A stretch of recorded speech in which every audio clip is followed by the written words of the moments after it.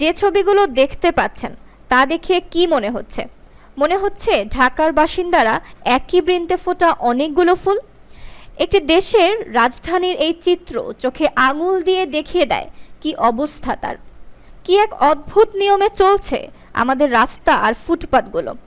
দেখার কেউ নেই, এই শহরটির নেই কোনো অভিভাবক।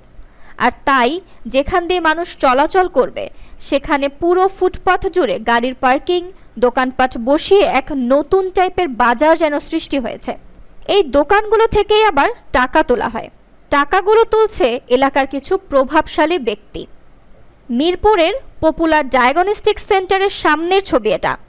ভালো করে দেখলে বোঝা যাবে একটি ডায়াগনস্টিক সেন্টারের সামনের ফুটপাথ জুড়ে কি এক বিশৃঙ্খল অবস্থা।